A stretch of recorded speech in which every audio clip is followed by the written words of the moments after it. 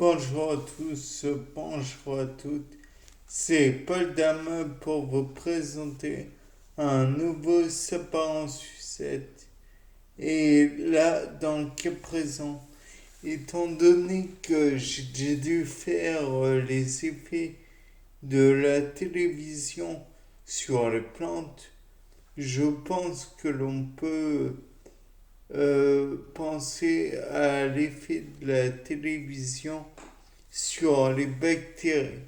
Donc, et là, la question c'est est-ce que ça a un quelconque effet?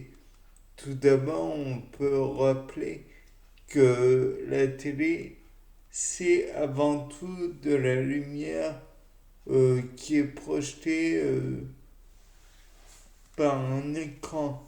Donc, éventuellement, si la bactérie est photosynthétique ou possède des récepteurs à la lumière, à la radiation lumineuse, peut-être va-t-elle pouvoir agir d'une certaine façon et donc modifier son comportement, tandis que avec le soleil, il n'est pas toujours présent et là, bon, vous allez me dire la télé non plus.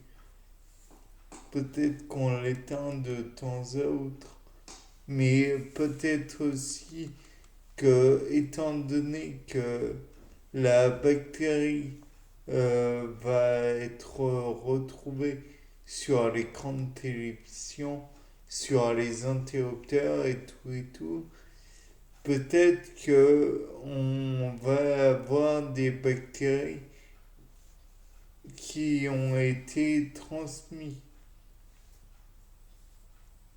Peut-être que ces bactéries ont pu se muter étant donné qu'il y a eu quand même beaucoup d'électrons qui ont été envoyés par ou des électrons ou autres d'ailleurs, enfin des particules chargées qui ont dû aller sur l'écran de télévision. Et donc, par conséquent, si les bactéries ne résistent pas à une activité électrique importante, dans ce cas, peut-être ne pourrait-elle pas survivre. Dans ce cas, on peut dire qu'il y a une certaine sélection sur le téléviseur.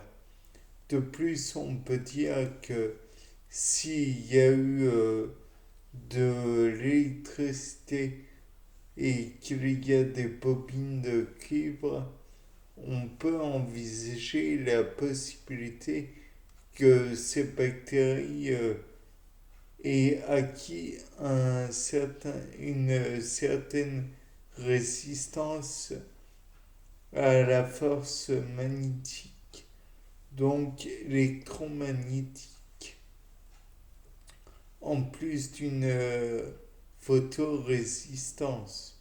Peut-être, si on cherche bien, ces bactéries sont-elles capables elles-mêmes de créer un certain champ magnétique?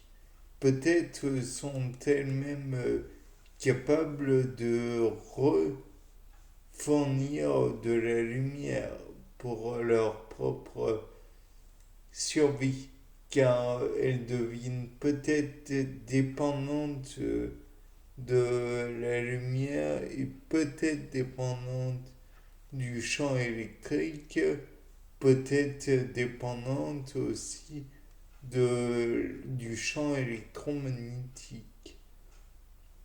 Peut-être même que si on va plus loin, la bactérie est capable d'avoir développé une certaine dépendance à la poussière qui se trouve sur les écrans de télévision que l'on doit retirer lors des petits ménages, enfin bref, ou peut-être même est-elle devenue dépendante au son, au bruit que produit la télévision.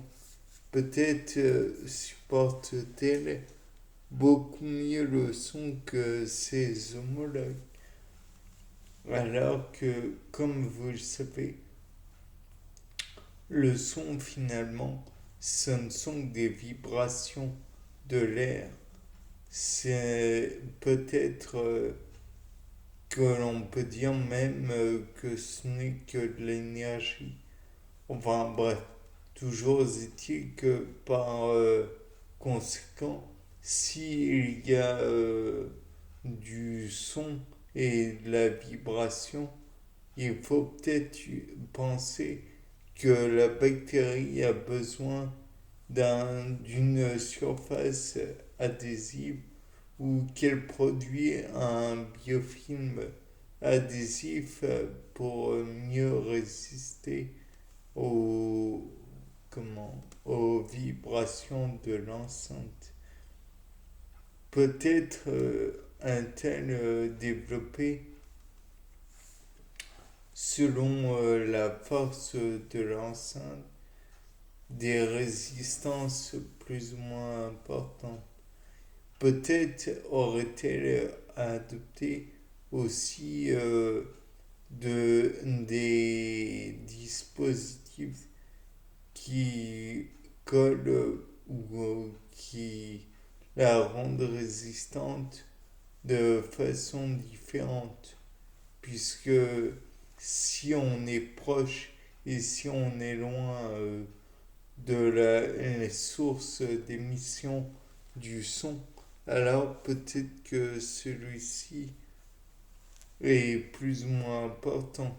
D'ailleurs, c'est même pas peut-être, c'est l'effet Doppler, une comment dire, une comment ah mince, une source de d'énergie sonore par exemple est d'autant plus grave et éloignée, affaiblie qu'elle est éloignée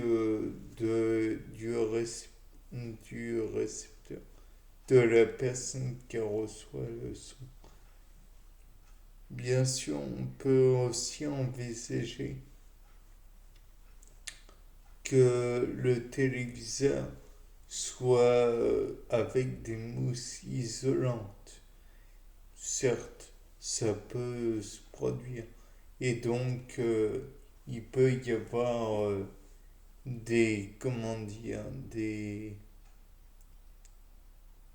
des sources électromagnétiques différentes, plus faibles, plus atténuées. Mais il est aussi possible que les bactéries s'adaptent en plus au produit car celui-ci est peut-être néfaste et pourrait empoisonner les bactéries en question. Bien, c'était Paul Dame pour un nouveau sapin en sucette. Au revoir.